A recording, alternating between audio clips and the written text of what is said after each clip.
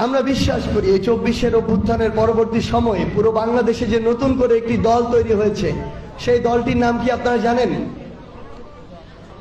সেই দলটির নাম হচ্ছে বাংলাদেশ জাতীয়তাবাদী সুবিধা বঞ্চিত লীগ। বাংলাদেশের নতুন একটি দল হয়েছে, দলটির নাম হচ্ছে বাংলাদেশ জাতীয়তাবাদী সুবিধা বঞ্চিত লীগ। এরা হচ্ছে সেই গিরগিটি, যেই গিরগিটিরা 5ই আগস্টের আগে পর্যন্ত গর্তে লুকিয়েছিল। 5ই আগস্টের পরে তাদের ত্যাগই হচ্ছে সবচেয়ে বড় ত্যাগ। এরা হচ্ছে সেই গিরগিটি, যেই গিরগিটিরা 5ই আগস্টের আগে যাদেরকে হারিকেন দিয়েও খুঁজে পাওয়া যায়নি, 5ই আগস্টের পরে তার এক একজন মহানায়ক।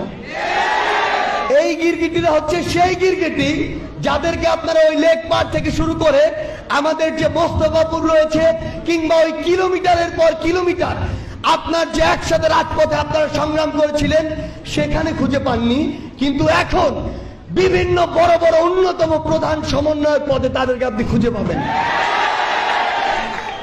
সবচেয়ে বড় কথা হচ্ছে, আমাদের জন্য সবচেয়ে বড় থ্রেট হচ্ছে এই গিরগিটিগুলো।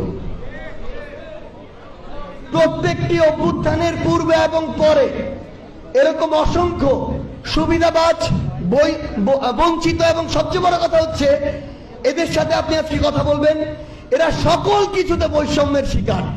এরা শুধু এটি বলতে পারে না যে এরা জন্মগতভাবে বৈষম্যের শিকার, কারণ এটি বললে তো দায়টা অন্য জায়গায় চলে যায়।